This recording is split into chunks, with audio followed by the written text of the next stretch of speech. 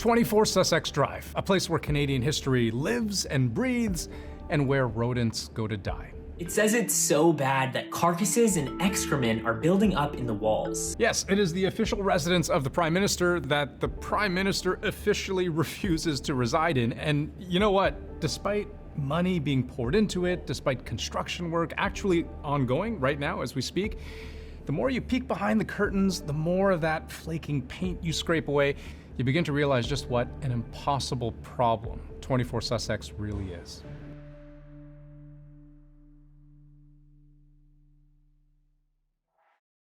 I believe people's homes are a reflection of the people who live there, and that goes for not just my home, it goes for anybody's home. 24 Sussex was built almost 150 years ago. It's basically as old as Canada itself. Perched right on the banks of the Ottawa River, it is a 34-room, 4-story mansion. Also a heritage site because of what it was in its heyday.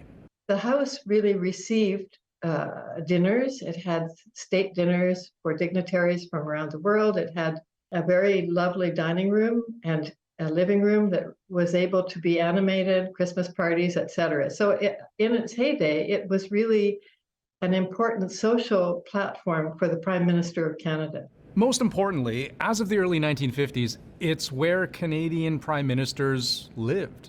Like 10 Downing in the UK or the White House in the US, 24 Sussex is supposed to be that for Canada. And it's been allowed to fall into complete disrepair. So they do spend about $150,000 to $200,000 a year on just kind of minimal repairs. There have been a number of studies on this by the National Capital Commission, and right now it's currently pegged at about $34 million to do the backlog of repairs that have been piling up for the last 30 years. To actually replace the home itself, it would be about $40 million. That's JP Tasker, by the way. Reports on Parliament Hill for CBC, just wrote a big piece on all of this. The National Post quotes briefing notes from the NCC, the National Capital Commission, saying no significant investment had taken place at 24 Sussex in 6 decades, save for some emergency fixes that they've had to do just to keep the building from crumbling under its own weight. And I'll explain what I mean. The electrical system, really innovative in the late 1800s, but now a pretty clear fire hazard with exposed wires. The insulation is literally decaying. There's mold in the walls, lead in the paint, water where it shouldn't be, asbestos everywhere. The pipes are corroded.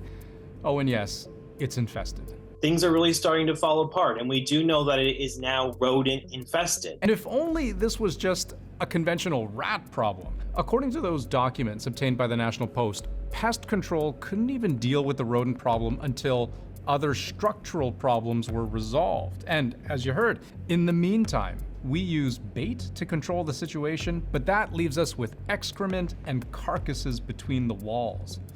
Ugh.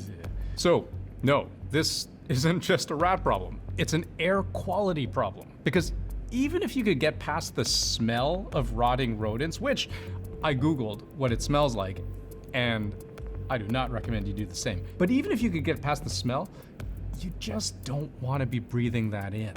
It is a barely standing testament to the fact that prime ministers will allow something we own to crumble and fall apart around them in order to make themselves look good. And this is the problem. This is the reason 24 Sussex has been all but abandoned. A lot of politicians are reluctant to spend money on something that they themselves will personally benefit from. And so there's a reluctance from all the prime ministers for the last 30 years to really splash around a lot of cash to keep 24 Sussex in good repair.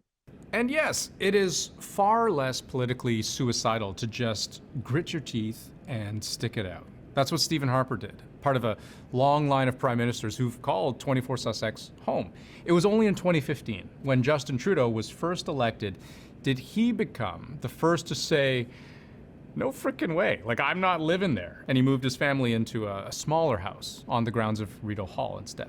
No prime minister ever wanted to spend a penny of taxpayer dollars on upkeeping that house. So I'm fairly resigned to not living in that house for the entire term. We should be quite embarrassed about the fact that we didn't keep it up properly over 60 years. It hasn't been properly maintained.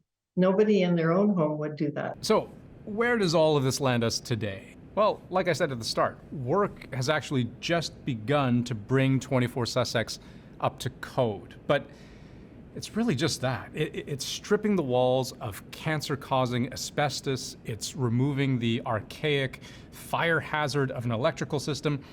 Should take about a year, will cost more than $4 million. And that's just the bare minimum to make sure that the building doesn't fall down or catch fire. According to the National Capital Commission, chronic underfunding means it just no longer meets the basic standard of being a proper home for a sitting prime minister. Well, the government has been very tight-lipped about what is to come next. They will not commit one way or the other. It's possible that the place could be torn down, that it could just be, the land could be sold off, they could put something else on that land. I guess you could also just, put it to some kind of referendum, like let Canadians decide, right? But even if you did, they might be divided. There was an Angus Reid poll earlier this year suggesting 41% of Canadians are in favor of spending millions to renovate. A close 33% want to see the whole thing torn down and rebuilt from the ground up. And trailing just behind that, 26%, they want to blow the kiss of death. Knock it down, move on.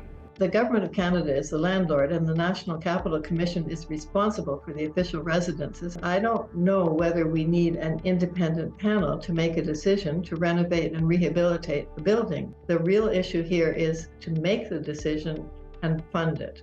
The minister in charge of this file, Helena Jazik, she appeared just this past Monday before a House committee, promising a detailed list of options for what to do with a full plan by the fall.